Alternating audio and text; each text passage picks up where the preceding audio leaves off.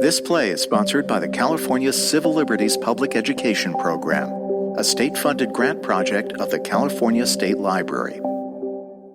This is LA TheaterWorks' production of Seven by Paula Cizmar, Catherine Filloux, Gail Kriegel, Carol K. Mack, Ruth Margraff, Annet Deavere Smith, and Susan Yankowitz.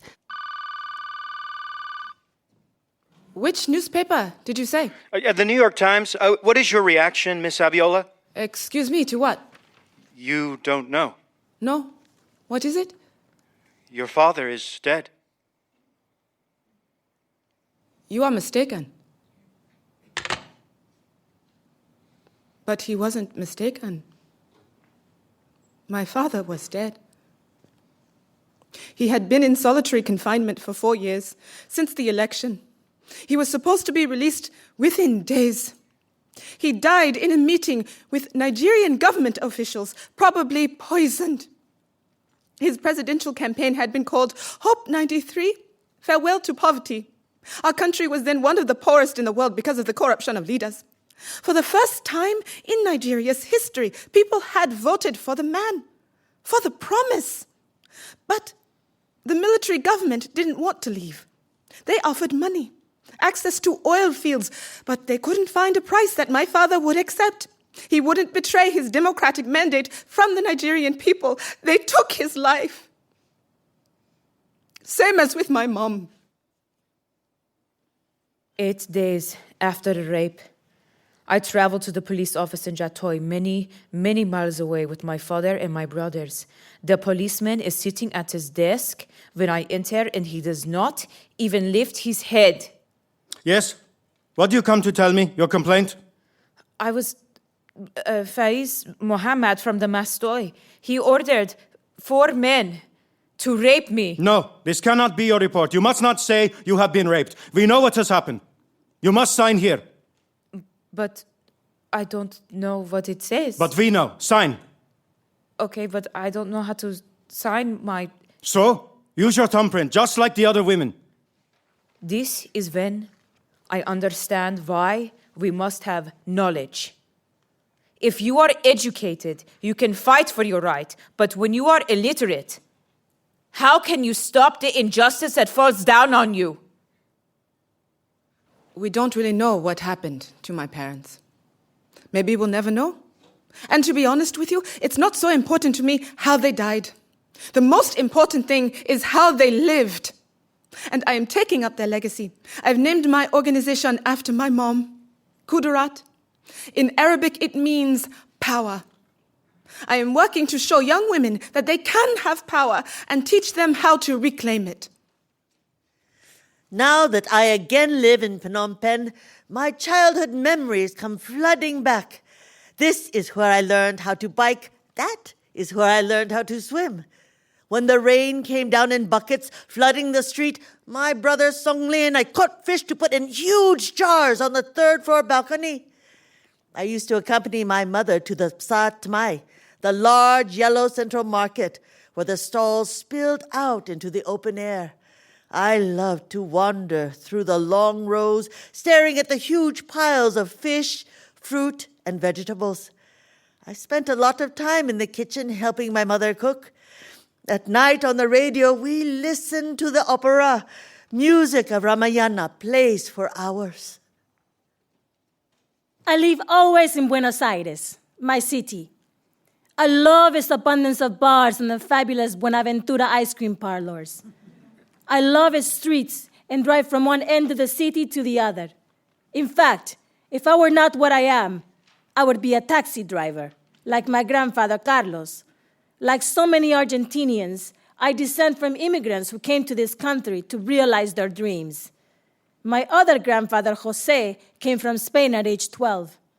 Argentina gave him opportunities. One of the memories I have of him is the underwood typewriter I now have on the terrace. The day I saw it, I fell in love, and I asked him to give it to me. I do not treasure it just as an antique, but all the time it reminds me of the effort of immigrants like my grandfather, and also the past of Argentina, the country that invited them to believe. My father was military pilot, and my mother was a nurse. I grew up mostly in the northern part of Russia, in the polar area, Murmansk. In winter, I would go skiing with my friends. For us to go 3-5 kilometers in the wild forest, that was normal. Really, we were not afraid of anything. In the summer, I would spend time with my grandparents who lived on the Black Sea. For me, swimming in a storm, jumping under big waves, swimming as far out as I could, where you could almost not see the shore, that was normal. I was the first grandchild, first niece, first everything for everybody, so I got a lot of attention. I loved it. When you grow up, when you have a happy childhood, you think that is normal. You don't realize, that there is a different world out there.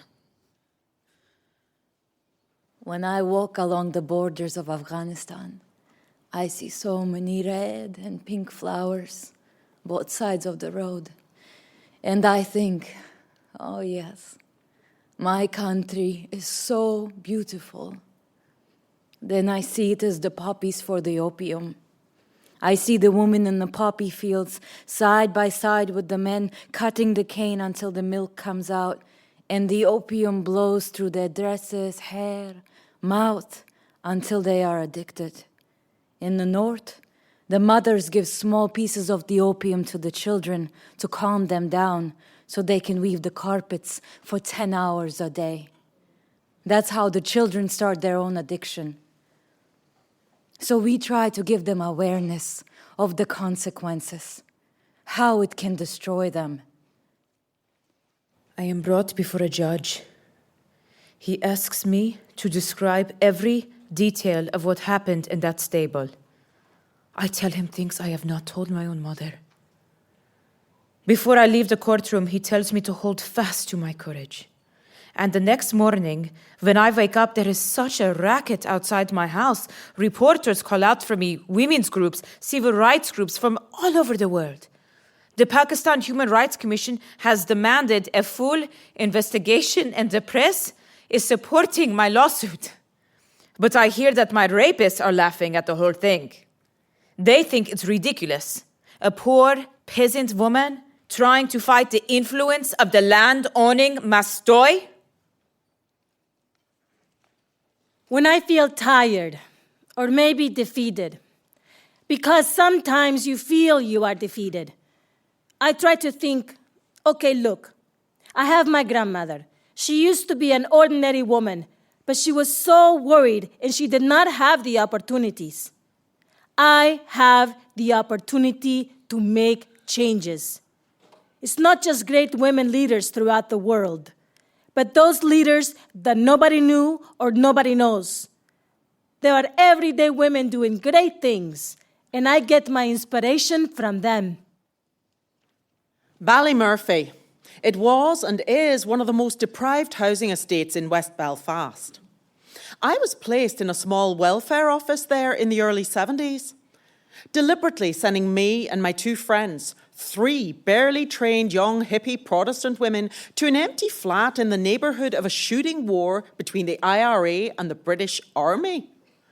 Clearly designed to give them an excuse to close the office. We didn't know that. We knew nothing.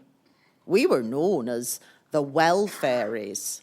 All we did was, somebody comes in, a woman who has 2 disabled kids and she's pregnant and her husband has no job, and I'm about to counsel her on her inadequacies, That's why we write lots of vouchers for food and for other things.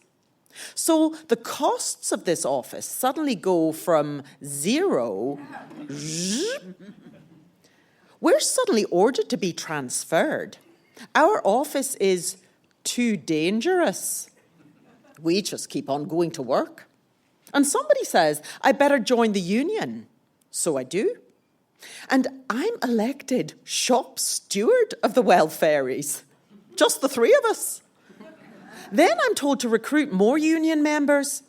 And nobody has bothered with the part-time hospital cleaners, the school meals workers. Women who'd go stand in front of tanks or shake down the bars of a prison to rescue their sons, but won't take on a boss because they feel powerless, you know. So I keep organising, and they keep joining the union. When they go on strike, all decent people close their shops and join the huge picket lines. My role is not to defend the president, but to investigate corruption. I do not let the thieves demoralize me. You can never eliminate corruption forever, but you need to show to your society that you are able to punish the corrupt. So much of my work came from these women cleaners. The idea of it? To enable people on the powerless end, the bottom of the heap, the invisible, to be part of the making of change. That changes how they see themselves, and, well, that changes everything, you know? The rapists stop laughing when the court orders them to pay an enormous fine and condemns them to death. Again, the news flies everywhere in my country and abroad. And then one day, I am told to report to a local office where I'm given a check for 500,000 rupees, about $8,000, by a government minister, a woman. And she explains that it is a settlement for my pain, but I think maybe it is also a bribe for my silence. I'm about to hand back the check when suddenly I feel that God is speaking through me. I don't need money. I need a school, I cry out. A school for girls in my village. They must learn to read, to write, to know their rights as citizens. Help me. I implore this woman who has benefited so much from her education. Help me to build a school. She says I may use the money in any way I choose. And so begins my new passion, my mission in life. It is part of our culture in Nigeria to gather and listen to stories in our villages, tales by moonlight. So let me tell you one, a true story about a girl named Zainab. She was just 15 years old when I met her, when she first rushed into our office. She's thin, comes barely up to my shoulder, and looks like the wind could blow her away, and the words rush out of her. My parents want me to marry an old man in Saudi Arabia. They betrothed me to him when I was born. I tell them, no, I want to go to university. I won't marry that man. But the parents insist, and they bring her to Niger, where they plan to put her on a transport to Saudi Arabia. She says, you want me to meet my husband looking like this? No, if I am going, I must get my hair done to look good for him. Her parents agree and leave her at the hairdresser because you know those tiny braids that African women do. They take hours. And that is when she escapes and comes to us. We give her shelter and funds for school. And for a whole year, I try to speak to her parents and help them understand her dreams. She feels they will not understand. They believe she has shamed them. But she still wants to be reconciled with them. So I decide we must try to give them back their respect. On the birthday of the Prophet of Islam, Zainab and I travel together to her family's compound. Many people are gathered there, reading the Quran as we enter. They all stare at us, and we kneel. And I say, on behalf of your daughter, I apologize for any shame she has brought upon your household. Her father stares, but says nothing. I plead with them, please, Zainab will return to help your community when she becomes a doctor. But he just stares. They all do. And the silence is frightening. Then, suddenly, her father reaches out and hugs her. And she hugs me, and I am so happy. And this story of Zainab has spread far and wide. It is inspiring so many young girls to see how they too can choose their lives. My life, it seems, like a river with many bends, and it bends all the time, this river. I am now Secretary General of the opposition party in Cambodia, seeking a seat in parliament in the next election. Our party sign stands tall in the last stronghold of the Khmer Rouge. Landmines are still in the rice fields and forests. Malaria is widespread. I lead a team of rural women leaders to every house in 480 villages to bring our message of democracy and justice. On the trail, we listen to stories of separation, stories of hunger and of fear. While I am on the campaign trail, I love it. Being on the moto taxi, the ox cart, crossing a river on a boat, going to the temples, talking to the farmers, visiting Muslim communities.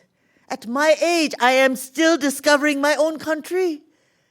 The opposition party can become the new government if the people of Cambodia fight for change.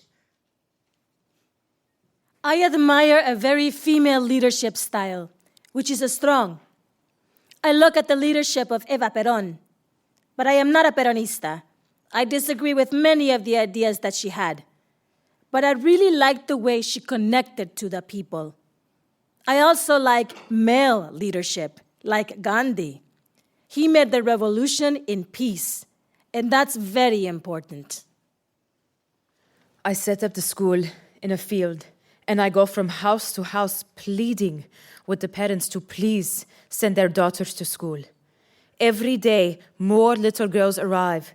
With notebooks and pencils, they learn math, social studies, the English alphabet, Urdu, the Quran. But we also teach them that women are treated equal with men, that all of us are human beings and we must be treated with respect in society. You really accord human rights when you respect those with whom you disagree. Recently, Israeli and Palestinian women came to Northern Ireland to share insights and devise strategies for peace building. When they first arrive, I can smell and feel the tension, the fear, and the anger. After 30 years of struggle in the North, I learned you must not drown in your own pain. You must allow your humanity enough room to recognize the pain in the other.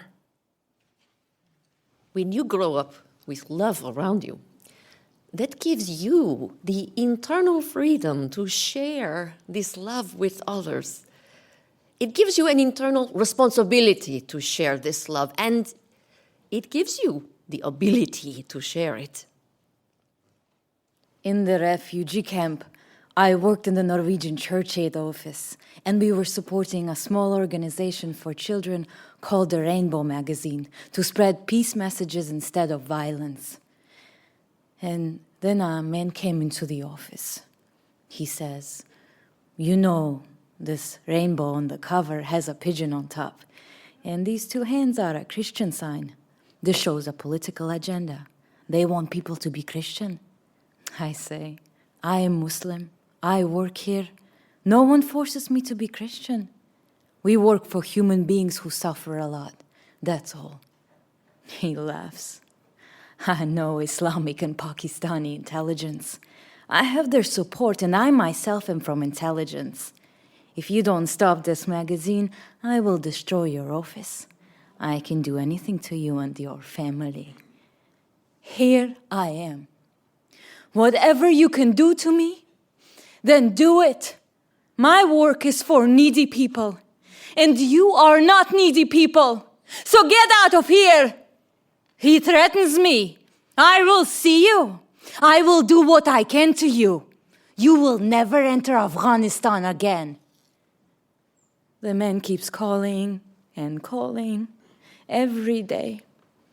And it was at that time I was told, for the safety of my children, that I should leave Afghanistan. And this is what I do. Marina. Yes? The entrance to your apartment is very dark. Excuse me, who are you? I'm someone who was affected by your work. Did I help your wife, your girlfriend? It doesn't matter. I know where you live. Aren't you afraid that your son is alone in the street? I feel that somebody has stuck a knife in my heart. He knows about my son. And it goes on for months. I don't allow Peter to answer the phone at home. I have my parents pick him up from school every day, or he goes to his friend's house, but he is never, ever alone. Aren't you afraid for your son? I am afraid to enter the building. Aren't you afraid? Sometimes I just pray that the elevator will get to the first floor fast so I can just run in and go. If someone was to stick a knife in your back, or worse, a needle, you'd never know who did it. I received death threats. The Pakistani government revokes my passport, forbids me to leave the country, and places me under house arrest. My car surrounded by soldiers, paratroopers, my door flung open. I'm pulled out and thrown over the car, and they're screaming, "Who am I? What am I? What am I carrying?" They call me a Torranta, bitch. One of them sticks a large gun hard between my legs and calls me a fucking bitch! President Musharraf states, since the Mukhtar Bibi case, all a woman has to do to become a millionaire is get herself raped and tell the press about it. 300 women set themselves on fire in Herat. Las madres of the disappeared still gather, still grieve. The husband pours acid on her face, the side of her neck. The woman covers the baby with her body, but her husband keeps beating her. She asks for a divorce, but he says, "I'll kill you and tell everyone you ran away with another man." If she has abused, she has no choice. You can come out of that house when you are dead. At the end of the day, my father gave his life, and I think that is a very powerful message to give to people who feel disempowered, that there is no price too high to pay to let you know there is sanctity in your voice. And my mother, because she refused to stand for injustice in Nigeria, because of that, her spirit will live on. Now that I'm far away from my home, I dream that I am walking with my children in the east and most remote part of my country, where there is no road. The elder woman called to me, "Farida, oh, Dokhtar, you do not have to wear your burqa here. Inside this village, we are safe. The women are coming out to solve things. And I dream of little bits of paper falling like snow. As I reach for them, I see that they are prayers for me. So many women praying that I will not die, that I will escape what has come to harm me, to break my very heart. Like the black wind before the sun, I read each prayer and my strength comes back. And this is how we will survive!"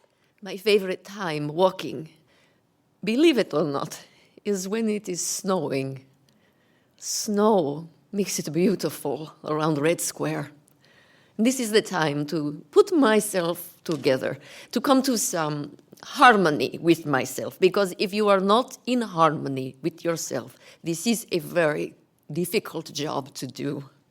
When I started, 1993, there was only me, only one crisis center. Now there are 160 crisis centers, shelters, organizations, a whole network.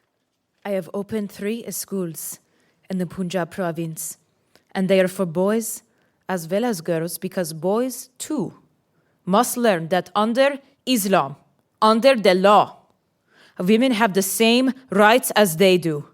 And in Mirwala, where I must kill myself, I have built a real schoolhouse with a library and 6 classrooms. The children come from many tribes, from low and high castes, girls from the Gujars, and yes, we even take boys from the Mastoi. There is a story. We use it in training a lot. A guy is working along the river and he suddenly sees kids drowning. And he goes into the water and starts rescuing them. And another guy is working nearby and he is asking, "What are you doing?" The first guy says, "I am rescuing kids. Help me." And that guy gets into the water and starts teaching the kids swimming. And the third guy comes along and he turns around and starts running. And the 2 guys in the river say, "Wait, we need your help. Where are you going?" And the third guy says, "I want to see who is throwing the kids into the water in the first place." Right now, we are rescuing and teaching, but we are not yet working with the cause. So it has to be deeper. I think women can make a difference. But sometimes we tend to think we have the truth and that only women will be able to change things. We need to involve men. It takes two to tango. I was the first student in my own school, and now I am in the 5th grade there. For the rest of my life, I will never need to use my thumb to sign my name on my homework or on anything ever again. Mukhtar. Powerful. Self-respecting. Mukhtar. We have a Farsi proverb, we say. However high the mountain is, it must have a way on the top that you can reach it. We shouldn't be resting, shouldn't be thinking we've tried our best. That just means our best is not good enough. We need to really step up. Women are the greatest untapped resource in Africa. We are the future. If you put equal rights at the heart of things, you have to be sure everyone's at the table. You have to look and see who isn't there, who isn't being heard, and use your power to change that. Just take one small step forward. That first step is always the massive one. Every day I see a woman, whether she serves beer in a beer garden or sex worker or garment factory worker. They are my sisters, my friends, my teachers. When people say, how can you wake up and still do this after 25 years? I say, you have to do it until people who do not have a voice do.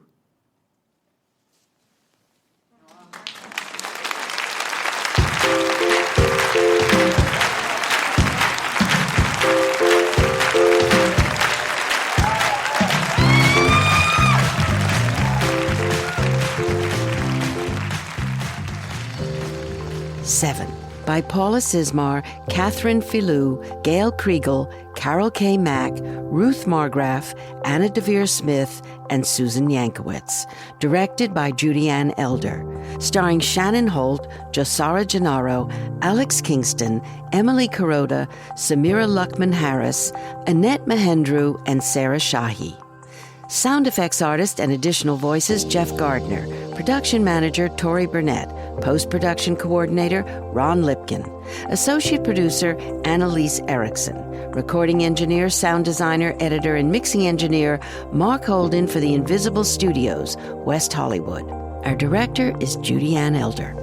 Seven was created with the support of the Vital Voices Global Partnership. Elise Nelson, President and CEO.